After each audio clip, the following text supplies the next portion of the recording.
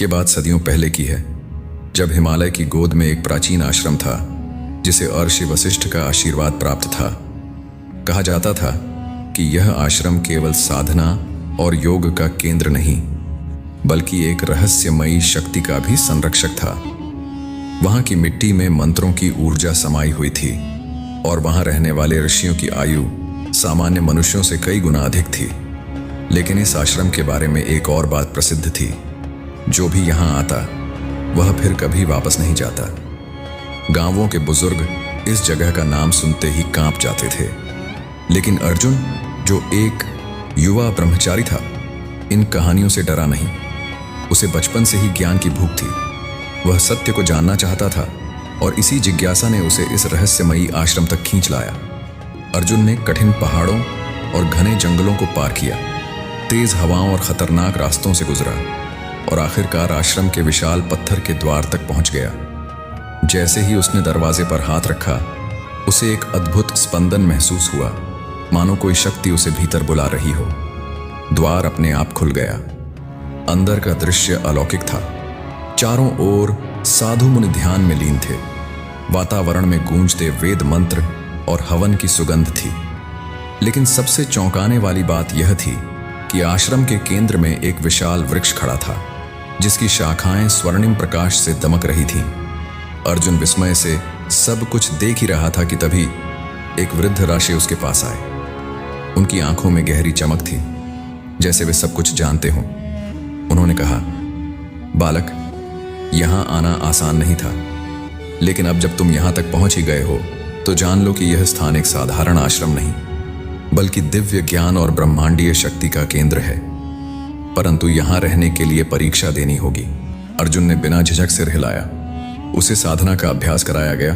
कठिन तपस्या के नियम दिए गए, कम भोजन, अधिक ध्यान, कम बातें और अधिक एकाग्रता।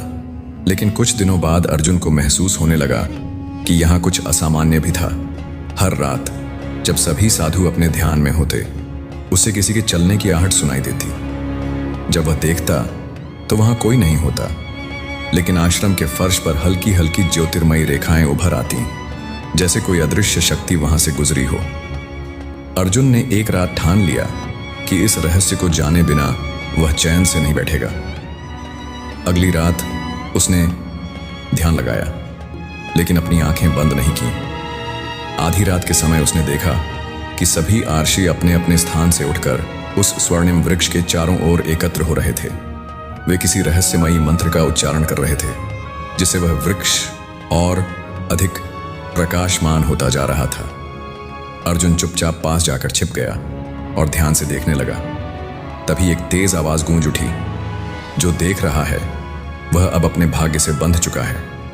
अर्जुन घबरा गया, लेकिन तभी वही वृद्ध ऋषि उसके सामने प्रकट हुए और मुस्कुराकर बोले, अब तुम जान गए हो कि यह आश्रम केवल एक साधना स्थल नहीं, बल्कि सृष्टि की सबसे प्राचीन शक्तियों में से एक की रक्षा करता है।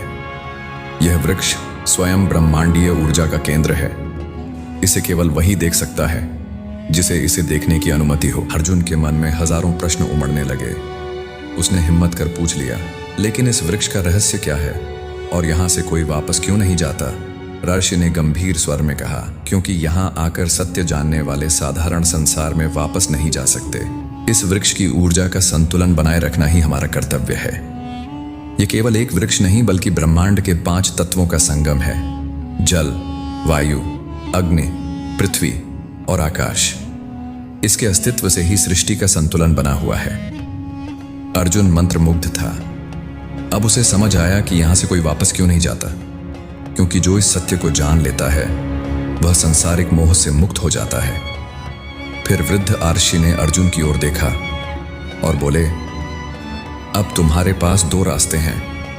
या तो तुम इस रहस्य को भूलकर वापस चले जाओ, या फिर यहां रहकर इस दिव्य शक्ति की रक्षा का उत्तरदायित्व संभालो। अर्जुन के सामने जीवन का सबसे बड़ा निर्णय था।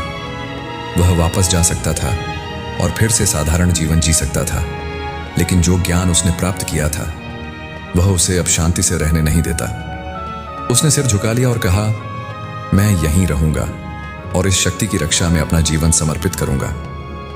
ऋषि मुस्कुराए और बोले, तो अब तुम केवल अर्जुन नहीं बल्कि इस आश्रम के एक संरक्षक हो। वर्षों बाद अर्जुन स्वयं एक महान अर्षि बन गया।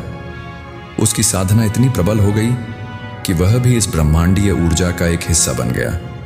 लेकिन आश्रम का रहस्य कभी किसी बाहरी व्यक्ति को नहीं बताया गया। कहते हैं कि आज भी वह आश्रम हिमालय की ऊंचाइयों में कहीं छिपा हुआ है, जहां दिव्य साधक सृष्टि के सबसे गहरे रहस्यों की रक्षा कर रहे हैं, और जिसे केवल वही खोज सकता है जिसे भाग्यवश इसकी अनुमति मिले।